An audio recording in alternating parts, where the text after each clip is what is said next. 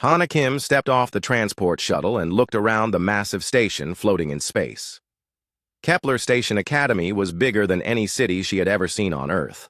The walls were made of some kind of metal that seemed to glow with its own light. Strange creatures walked past her carrying bags and talking in languages she could not understand.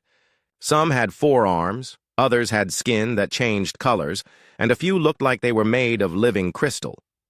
She pulled her small bag closer to her body and walked toward the registration area. The other students barely looked at her. To them, she was just another new student. They did not know she was human.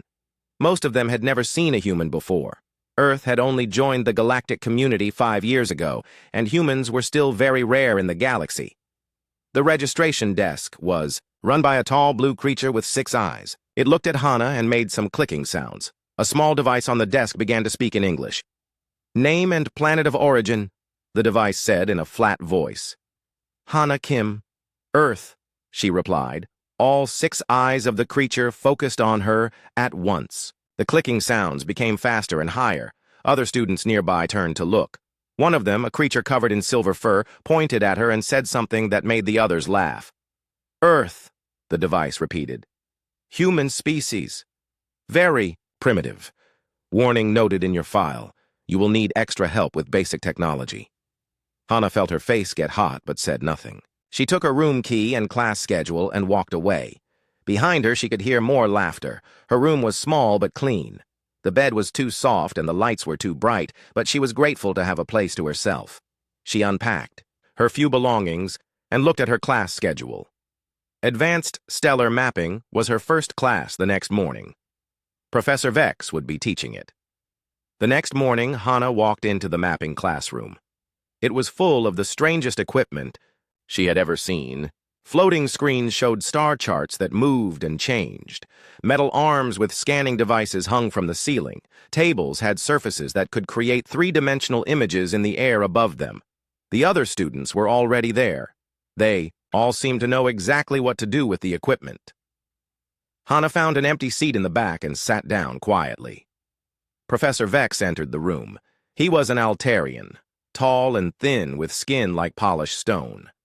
His voice was deep and seemed to come from somewhere inside his chest rather than his mouth. "Today we begin your final project," Professor Vex announced. "You will map an unexplored sector of space. The sector you choose will determine your grade for this course." A 3-dimensional image appeared in the center of the room. It showed a map of nearby space with several areas marked in red. "These are the available sectors," Professor Vex continued. "Each one presents different challenges. The more dangerous the sector, the higher the potential grade." One of the students, a Centaurian named Davi, raised his hand.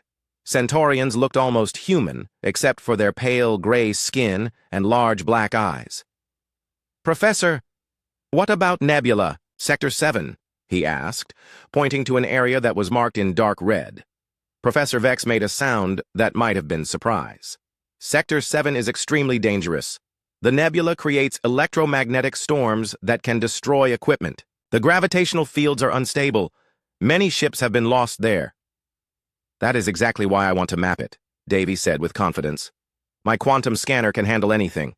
Another student, an Andromedan named Kree, laughed. Andromedans had blue-green skin and tentacles instead of hair. "Your scanner is old technology, Davy. My neural interface mapping system is much better." Soon all the students were arguing about who had the best equipment and who should get to map the most. Dangerous sector. Professor Vex watched them for a moment, then made a decision.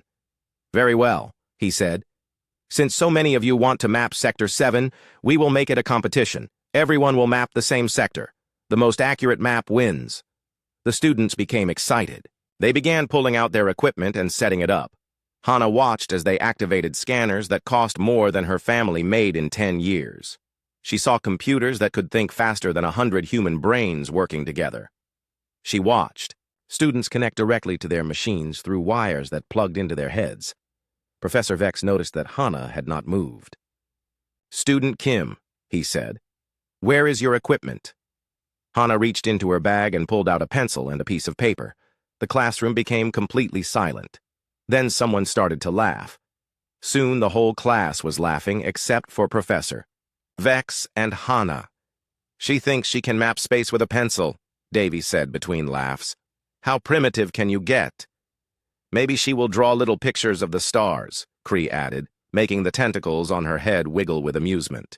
Perhaps she plans to fold the paper into a spaceship and fly there herself, said another student. Professor Vex raised his hand for silence. Student Kim, he said, this is advanced stellar mapping. We use advanced technology here. Perhaps you should transfer to a more basic class. Hana stood up. Her face was red, but her voice was steady. Professor, you said we could use any method to map the sector. You did not say we had to use specific equipment. That is technically correct, Professor Vex admitted. But mapping space requires precision that simple tools cannot provide. My grandfather mapped the oceans of Earth using tools much simpler than this, Hana said. He found ships that were lost when the most advanced technology of his time failed. The laughter started again. Oceans are not space, Davi said, and Earth technology is thousands of years behind ours. The principles are the same, Hana replied. Navigation is navigation, whether in water or in space. Professor Vex studied her for a long moment. As an Altarian, he valued precision and logic above all else. But he was also curious about this strange human student who seemed so confident with such primitive tools. Very well, Student Kim, he said finally. You may use your pencil and paper. But I warn you, this is not a game. The mapping exercise is based on real data from real space. If your map is wrong, it could lead ships into danger. I understand, Professor, Hana said. Professor Vex activated the main display. The image of Nebula Sector 7 appeared, showing a swirling mass of gas and dust with stars scattered throughout. Electromagnetic storms crackled across the image like lightning. Areas of twisted space-time bent the light from distant stars. You have 1 week, Professor Vex announced. Begin. The other students immediately began working with their equipment. Scanners hummed to life. Computer screens filled with numbers and calculations. Students with neural interfaces closed their eyes and became very still as their minds connected directly to their machines. Hana looked at the display for a long time. She studied the way the gas moved in the nebula. She watched how the stars seemed to bend and shift as gravity pulled on their light. She noticed patterns in the electromagnetic storms. Then she put her pencil to paper and began to draw. The student sitting next to her, a creature with crystal-like skin, glanced over and shook his head. She is actually drawing it, he whispered to his neighbor. This is going to be embarrassing. But Hana did not hear him. She was thinking about her grandfather. He had taught her to read the ocean by watching the waves and feeling the wind. He had shown her how to find direction by looking at the stars and understanding how they moved across the sky. He had told her that the most important tool a navigator could have was not a machine, but the ability to truly see what was in front of them. As Hana worked, she began to notice things that the displays did not show clearly. The way certain areas of the nebula seemed calmer than others.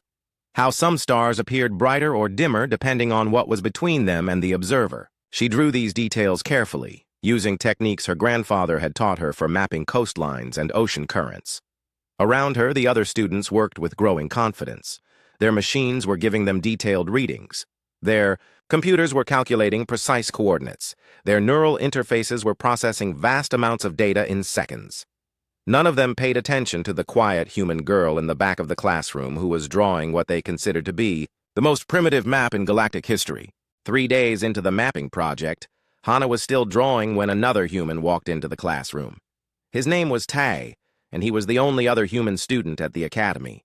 He was tall and thin, with kind eyes behind thick glasses that helped him see the displays better. I heard there was another human in this class, Tai said quietly as he sat down next to Hana. I am Tai. Hana, she replied without looking up from her paper. She was working on a section where the gravitational fields seemed to twist together in a complex pattern. Tai looked at her drawing and then at the expensive equipment around them. You are mapping with pencil and paper, he said. It was not a question. Yes, Hana said simply. They are all laughing about it in the other classes. Tai told her. They call you the primitive human who thinks she can compete with advanced technology. Hana finally looked up. What do you think? Tay studied her map carefully. Even though he could not understand all of it, he could see that it was detailed and careful.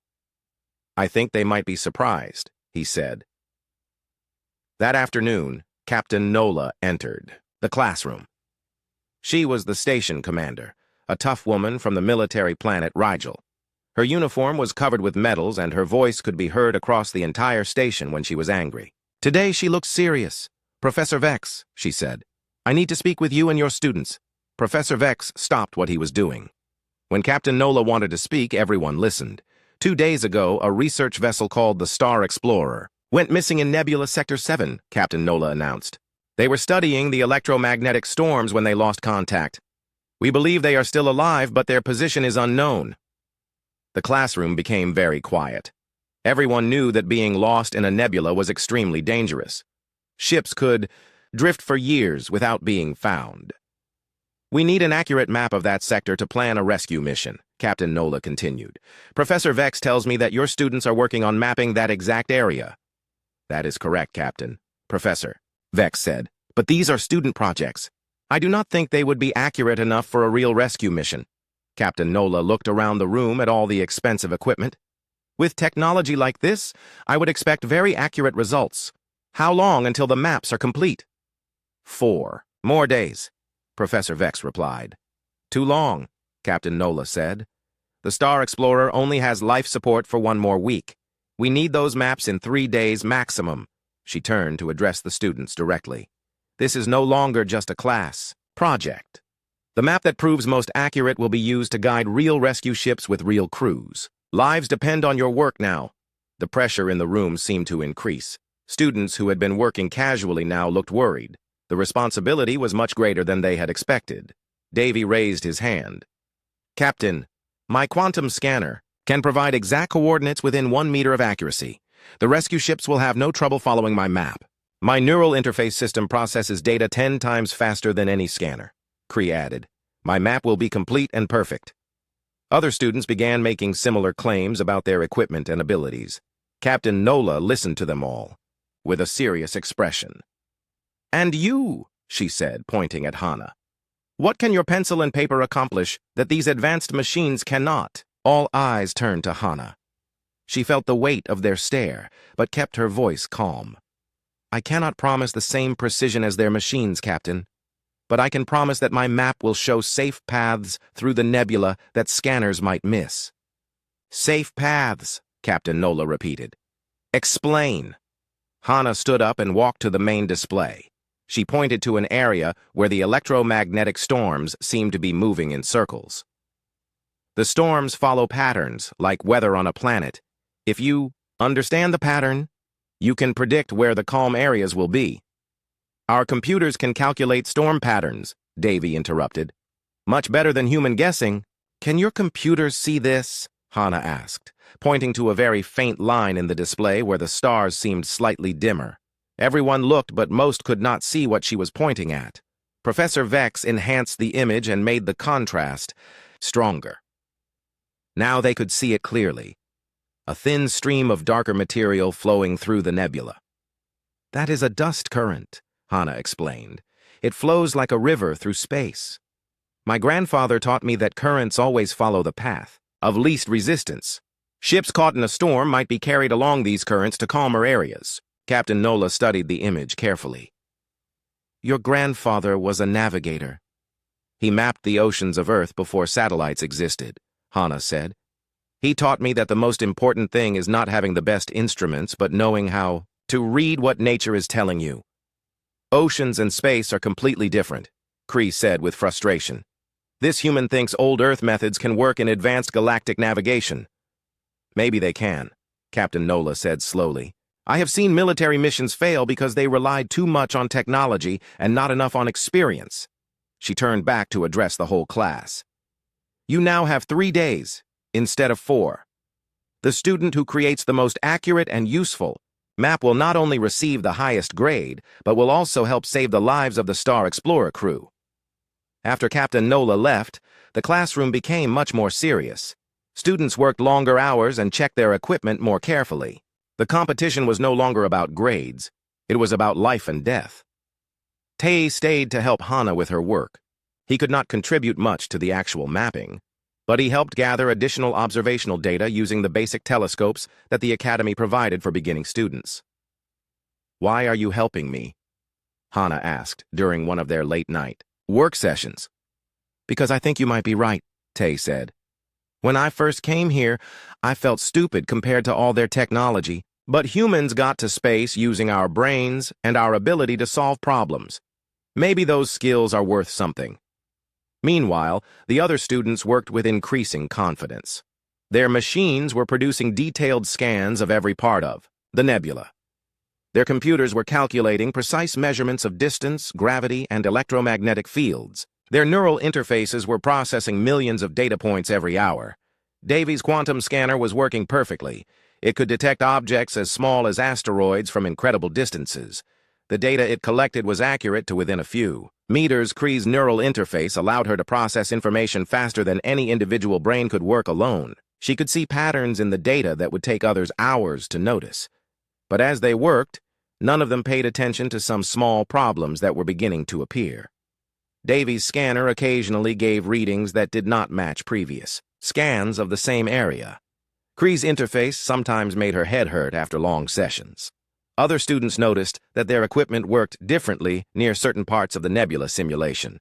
Professor Vex saw these problems but assumed they were normal technical difficulties that could be solved with adjustments and recalibration. He did not realize that the nebula itself might be causing interference that their technology could not handle.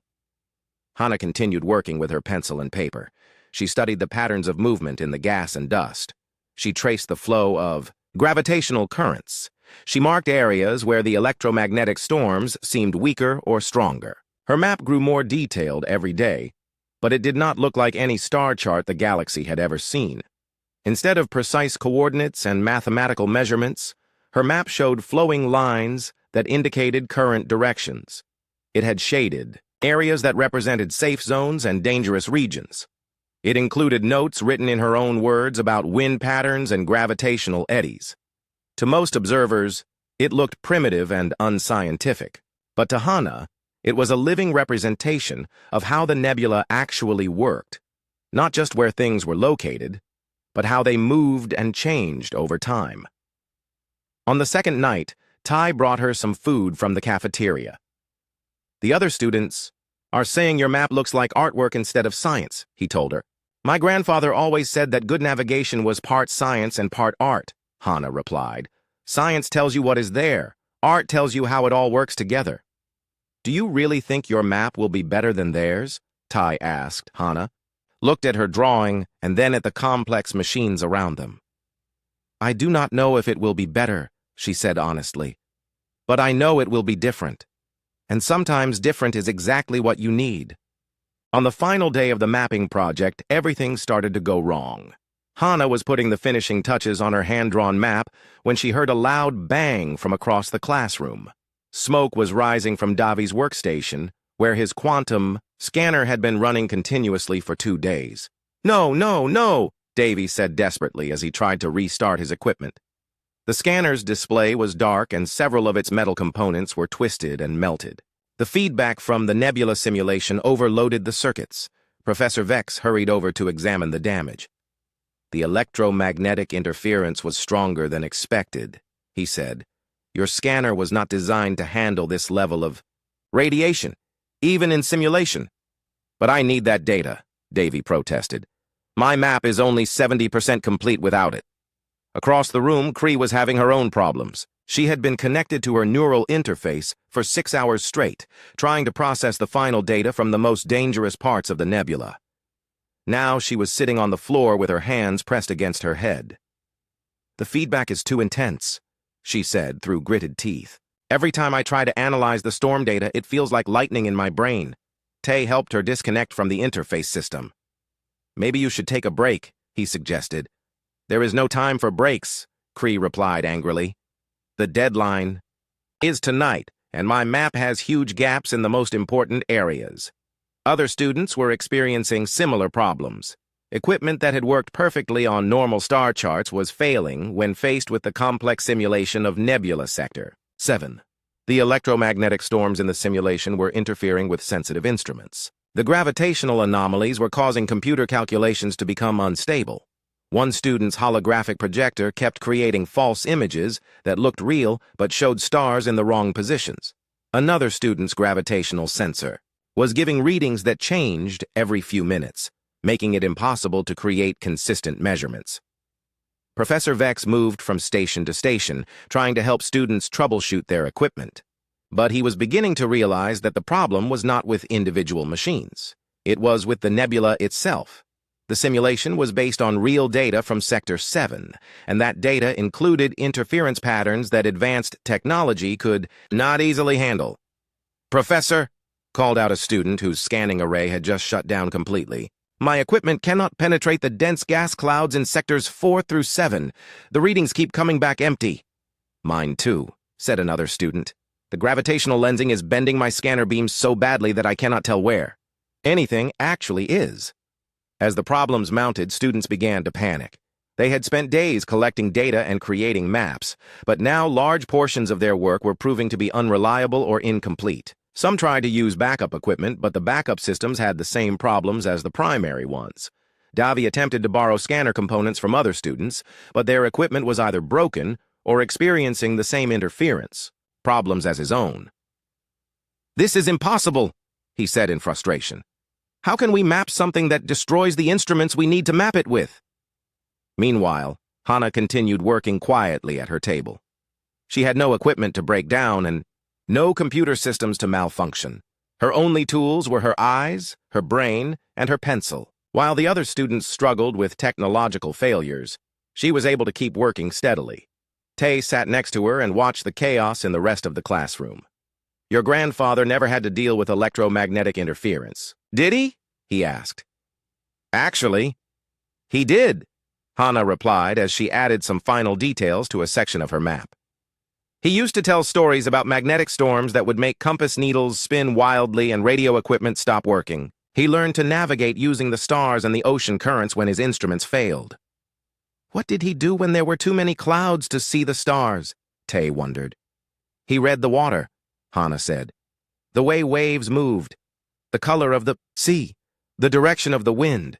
Nature always provides clues if you know how to look for them." Professor Vex overheard their conversation and approached their table. He looked tired and frustrated after spending hours trying to help students with their failing equipment. "Student Kim," he said, "how is your work progressing?" Hana held up her map. It was now covered with detailed drawings and careful notations. Lines flowed across the paper, showing current patterns and gravitational flows. Shaded areas indicated regions of different electromagnetic intensity. Small symbols marked safe zones and dangerous obstacles. "It is nearly complete, Professor," she said. "I just need to add a few more details about the storm rotation patterns in the eastern section." Professor Vex studied the map carefully. As an Altarian, his species was known for their analytical minds and attention to detail. He could see that Hana's map was different from anything he had seen before. Instead of precise coordinates and mathematical measurements, it showed relationships and patterns. It was more like a weather map than a star chart. "How do you know these storm patterns are accurate?" he asked. "You have no instruments to measure electromagnetic fields." "I watched them," Hana replied simply. "The storms move in cycles like hurricanes on Earth. Once you understand the cycle, you can predict where the calm areas will be." Professor Vex looked back at the display showing the nebula simulation. He had been so focused on helping students with their equipment problems that he had not actually studied the patterns himself. Now he could see what Hana was talking about. The electromagnetic storms did seem to follow predictable paths, rotating slowly around areas of lower energy. But without precise measurements, how can you be sure of the distances and coordinates? He pressed. "I use the reference stars," Hana explained, pointing to several bright spots she had marked on her map. "Their positions are known, so I can calculate relative distances and directions from them. It is the same method sailors used to navigate oceans before GPS satellites. Behind them, more equipment was failing. A student's gravitational mapper had just produced readings that showed impossible negative mass in several locations. Another student's quantum analyzer was displaying error messages in 3 different languages, none of which the student could read. "This is a disaster," Davi said loudly. "Half the class will have incomplete maps and the other half will have maps full of errors." "The rescue mission cannot wait," added Cree, who was still rubbing her head from the neural interface feedback. "But how can we send ships into the nebula with unreliable navigation data?" Professor Vex looked around the classroom at the broken equipment and frustrated students. Then he looked at Hana's hand-drawn map. It was the only project that had not been affected by the technological failures. "Student Kim," he said slowly, "your map shows safe passage routes through the nebula. How confident are you in those routes?"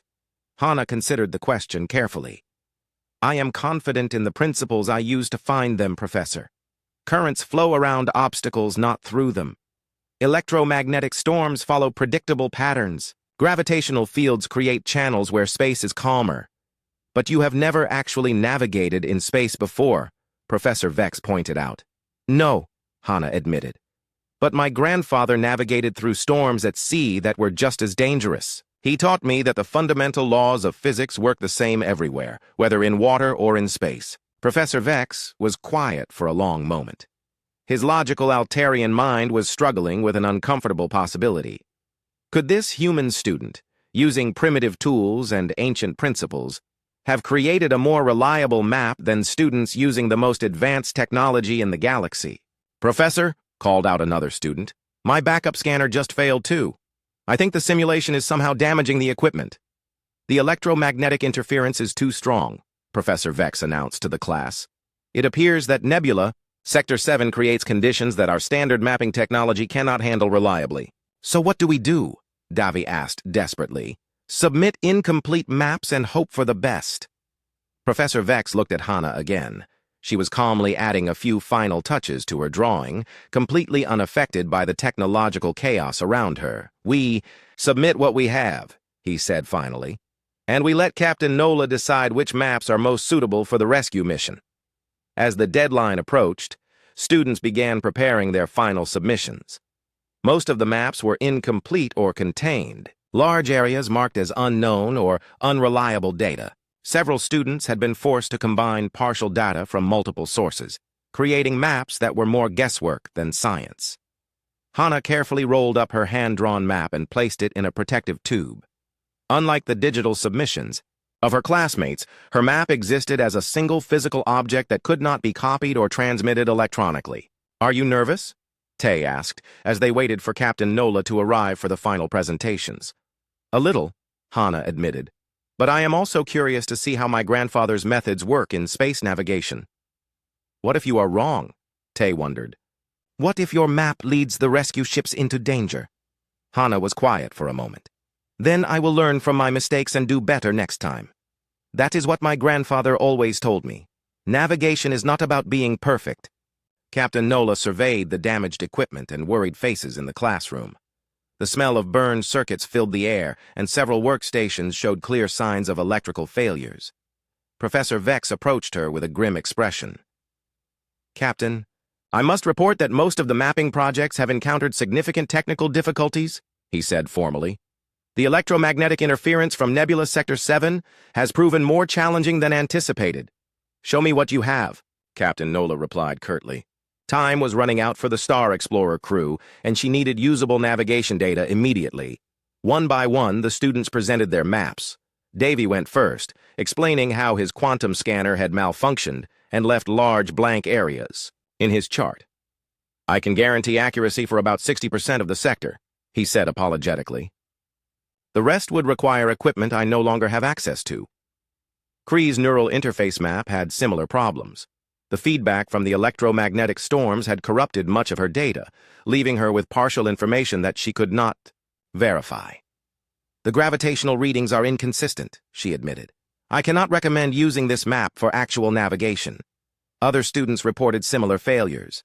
Equipment overloads, data corruption, interference patterns, and system failures had plagued nearly every project. The most advanced technology in the galaxy had been defeated by the natural phenomena of a single nebula. Captain Nola listened to each presentation with growing concern. The rescue mission needed to launch within hours, but none of the maps were complete enough to safely guide ships through such dangerous space. "Is this all we have?" she asked when the last student finished. Partial maps with unreliable data. Professor Vex hesitated, then gestured toward Hana. There is one more submission, Captain. Student Kim has completed her mapping project using alternative methods. Alternative methods, Captain Nola repeated. What kind of alternatives? Hana stood up and unrolled her hand-drawn map on the central table. The entire class gathered around to look at it. Even in its final form, it looked nothing like a standard star chart. Instead of precise grid coordinates and mathematical measurements, it showed flowing lines and organic patterns that seemed to capture the living nature of the nebula itself. Captain Nola studied the map carefully. Her military training had taught her to read many different types of charts and tactical displays, but she had never seen anything quite like this. "Explain this to me," she said. Hana pointed to different sections of her map as she spoke. The thick lines show the main gravitational currents flowing through the nebula. Ships can follow these currents to move faster and use less fuel. The dotted areas indicate electromagnetic storm zones that rotate on a 6-hour cycle. The shaded regions are calm spaces where ships can hide or make repairs. "How do you know about these currents?" Captain Nola asked. "What instruments did you use to detect them?" "I watched the way cosmic dust moved in the simulation," Hana explained. "Dust always follows the path of least resistance, just like sand in ocean currents. By tracking the dust patterns, I could map the invisible forces that control movement through the nebula." Davy looked skeptical. "That is just guessing based on visual observation. Real navigation requires precise measurements and exact coordinates." "This map has no coordinate system at all," Cree added. "How would a pilot know where to go?" Hana had anticipated these objections. "The map uses relative positioning based on reference stars," she said, pointing to several bright points she had marked. "These stars are visible from anywhere in the nebula, so pilots can always determine their location and direction relative to them." Captain Nola examined the reference star system more closely. It was actually quite clever. Instead of relying on artificial coordinate grids that might not work in the distorted space of the nebula, Hana had created a natural navigation system based on objects that would always be visible. "What about these routes you have marked?" Captain Nola asked, tracing her finger along several paths that wound through the nebula like rivers. "Those are safe passage routes," Hana replied. "They follow the gravitational currents and avoid the worst electromagnetic storms. A ship following those routes should be able to travel through the nebula without major damage." "Should be able to," Professor Vex repeated. "But you cannot guarantee it." "No navigation system can guarantee safety," Hana said. "But these routes follow natural laws that do not change. As long as the pilot understands how to read the signs and adjust for conditions, they should be safer than trying to force a direct path through dangerous areas." Captain Nola was intrigued, but still cautious. "This is very different from standard navigation procedures. How do we know it will actually work?" "We test it," Professor Vex said suddenly. Everyone turned to look at him in surprise. "The Academy has a navigation simulator that can run real-time analysis of any proposed route. We can test Student Kim's map against the most accurate data we have about Nebula Sector 7. "That is an excellent idea," Captain Nola agreed. "Set it up immediately." Professor Vex activated the Academy's main navigation computer, a massive system that could simulate space travel with incredible accuracy. He loaded the real sensor data from Nebula Sector 7 and prepared to test different navigation routes. "We will compare all the submitted maps," he announced. "The computer will calculate the safest and most efficient path through the nebula using each student's work." The first test used Davi's partial quantum scanner data. The computer immediately identified 17 different hazards along the proposed route, including 3 areas where ships would likely be destroyed by electromagnetic storms. The route was rated as extremely dangerous, not recommended for navigation. Kree's neural interface map performed slightly better, but still showed 12 major hazards and several sections where the gravitational fields would trap ships in dangerous positions. The computer rated it as high risk, experienced, pilots only. Other student maps received similar ratings. The computer found problems with all of them: incomplete data, dangerous routes, or sections where the information was simply wrong. Finally, Professor Vex input Hana's hand-drawn map, This required some translation since the computer was designed to work with mathematical coordinates rather than artistic representations. He had to convert her flowing lines into numerical data and her shaded regions into specific measurements. The computer worked for several minutes, analyzing the proposed routes and checking them against the real sensor data from the nebula. When the results appeared, the entire classroom fell silent. "Route analysis complete," the computer announced in its mechanical voice. "Proposed navigation path shows optimal efficiency with minimal hazard exposure. Electromagnetic storm avoidance, 97%. Gravitational anomaly avoidance, 94%. Overall safety rating highly recommended for all vessel types." "That cannot be right," Davi said in disbelief. "Run the analysis again." Professor Vex ran the test a second time with the same results. Hana's map, drawn with pencil and paper using techniques learned from her grandfather, was more accurate and safer than any of the high-tech alternatives. "How is this possible?" Cree asked, staring at the computer display. "She has no training in stellar navigation and no advanced equipment." Captain Nola was studying the computer analysis more carefully. According to this, her map identified gravitational currents that none of your scanners detected. It also predicted storm patterns that match our latest sensor data perfectly.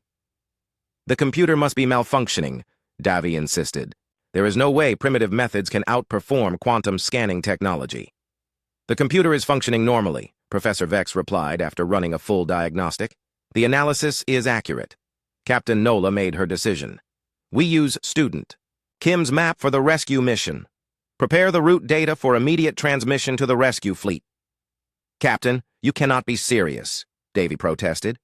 "You are going to risk the lives of rescue crews based on a hand-drawn picture." "I am going to save the lives of rescue crews by using the most accurate navigation data available," Captain Nola replied firmly.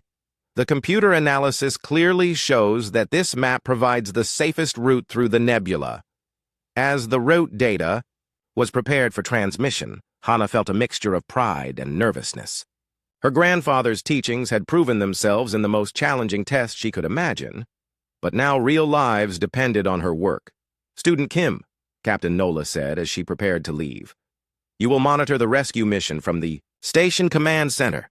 If the rescue ships encounter any difficulties, we may need your expertise to guide them safely." Hana nodded, understanding the responsibility she had accepted. "I will do my best, Captain." After Captain Nola left, the classroom remained quiet. The other students looked at Hana with expressions ranging from amazement to confusion. The equipment they had trusted completely had failed them, while the human with the pencil had succeeded beyond anyone's expectations. Professor Vex approached Hana's table where she was carefully rolling up her map. "Student Kim," he said thoughtfully, "I believe I owe you an apology. I underestimated the value of your methods." "No apology necessary, Professor," Hana replied. "Everyone learns in different ways. Some people learn best from machines, others learn best from nature." The command center of Kepler Station was filled with tension as the rescue mission launched. Captain Nola stood at the central display watching 3 rescue ships approach the edge of Nebula Sector 7. Hana sat at a nearby console, her hand drawn, map spread out in front of her, ready to provide guidance if needed. "Rescue Fleet Alpha, this is Station Command," Captain Nola spoke into her communicator. "You are cleared to enter the nebula following the prescribed route. Report status every 10 minutes. "Copy, Station Command," came the reply from the lead rescue ship. "Beginning entry into Sector 7 now, following navigation path as provided." The main display showed the 3 ships as small dots moving toward the swirling mass of the nebula. Long-range sensors tracked their progress as they entered the dangerous region where the Star Explorer had disappeared. "First waypoint reached," the rescue fleet reported. "No unusual interference detected. Gravitational currents are exactly as mapped. Proceeding to waypoint 2. Hana felt some of the tension leave her shoulders. The gravitational currents she had mapped by watching dust patterns were proving accurate so far. Professor Vex had joined them in the command center, along with several other Academy instructors who wanted to observe the mission. "The ships are making excellent time," he noted. "They are traveling faster than normal because they are using the gravitational currents to assist their movement." "Waypoint 3 achieved," the rescue fleet reported. "We can see electromagnetic storm activity ahead, but it appears to be following the predicted rotation pattern." adjusting course to follow the safe corridor. This was the first major test of Hana's storm predictions. She had calculated that the electromagnetic storms moved in 6-hour cycles, creating safe passages at specific times. If she was wrong, the rescue ships could be caught in deadly energy discharges. Storm corridor successfully navigated came. The welcome report, 15 minutes later. No damage to any vessels. The storm rotation was exactly as predicted. We are now entering the inner nebula region. Captain Nola looked at Hana with growing respect. Your map is performing better than our best computer simulations predicted. My grandfather always said that nature is more reliable than machines, Hana replied. Machines can break or give wrong information, but the laws of physics never change. The rescue mission continued deeper into the nebula. Each waypoint was reached without incident. The safe passages Hana had identified proved to be exactly where she had marked them. The gravitational currents carried the ships along smoothly, and the electromagnetic storms stayed in their predicted patterns.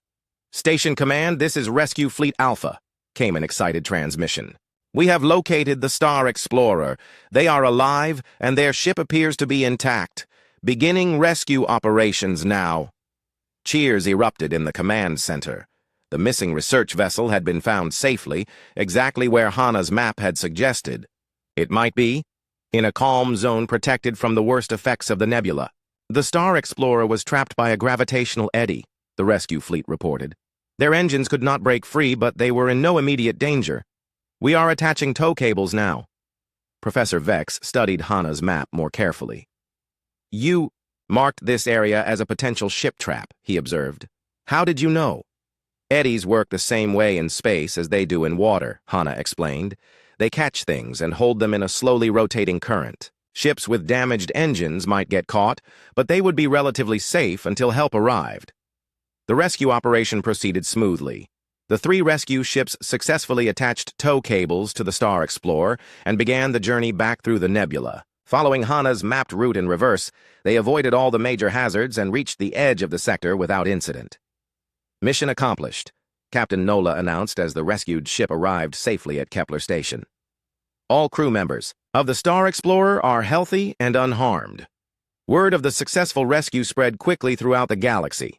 More importantly, the story of how a human student with pencil and paper had outperformed the most advanced navigation technology reached the highest levels of galactic government.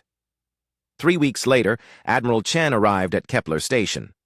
He was the commander of the human space fleet and one of the most respected military leaders in the galaxy. With him came Dr. Rin, a scientist who studied navigation and spatial awareness. Student Kim, Admiral Chen said when he met Hana in Professor Vex's classroom. Your work has attracted considerable attention throughout the galaxy. We would like to understand how you accomplished what you did. Hana showed him her mapping techniques, explaining how she had adapted her grandfather's ocean navigation methods for use in space. Admiral Chen listened carefully, asking detailed questions about each step of the process. This is remarkable, Dr. Rin said, as she studied the hand-drawn map. You identified gravitational phenomena that our most sensitive instruments missed. How is that possible? I think it is because I was looking for patterns rather than measurements, Hana replied. Instruments tell you exactly what is happening at one specific point, but patterns tell you how everything works together. Admiral Chen was quiet for a long moment. Student Kim, would you be interested in helping us establish a new kind of navigation training program? What kind of program? Hana asked. We want to combine human intuitive abilities with advanced technology, Dr. Rin explained. Your success has shown us that we have been relying too heavily on instruments and not enough on observation and understanding. Professor Vex was intrigued by the idea. You mean teaching navigation as both science and art? Exactly, Admiral Chen said. We want to create a program where students learn to use their natural abilities to see patterns and understand spatial relationships, then enhance those abilities with the best technology available. Captain Nola joined the conversation. The rescue mission proved that sometimes the simplest methods are the most reliable. We need navigators who can think and adapt when their equipment fails. Over the following months, the Human Intuitive Navigation Program was established at Kepler Station. Students from across the galaxy came to learn what the Academy now called the human method of spatial awareness and pattern recognition.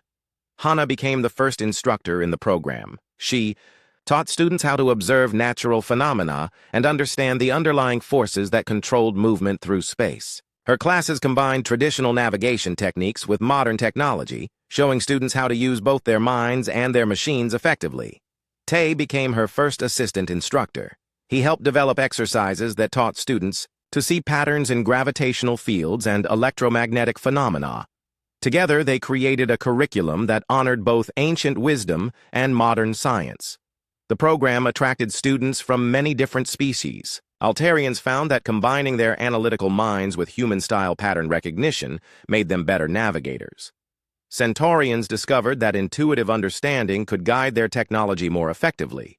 Even Andromedans learned to trust their observations as much as their instruments. Professor Vex became one of the strongest supporters of the new program. "I have learned that precision without understanding is meaningless," he told his colleagues. Student Kim taught us that the most important navigation tool is not a machine, but the ability to truly see what is in front of us. 6 months after the rescue mission, the Academy held a ceremony to honor the new program. Representatives from dozens of worlds attended, eager to learn about human navigation methods. Hana stood at the podium in the main auditorium, looking out at an audience filled with some of the most advanced minds in the galaxy. Behind her hung her original hand-drawn map of Nebula Sector 7, now famous throughout known space. "My grandfather once told me that the best navigators are not those who have the most advanced equipment," she said. "They are those who understand that navigation is about working with nature rather than fighting against it." She paused and looked at the map behind her. "This map succeeded not because it was more accurate than your technology, but because it showed relationships that pure data cannot capture. It showed how things move and change over time, not just where they are located at one moment." In the audience, former classmates who had once laughed at her pencil and paper now listened with respect. Davy had enrolled in her program and was learning to combine his quantum scanning abilities with pattern recognition skills.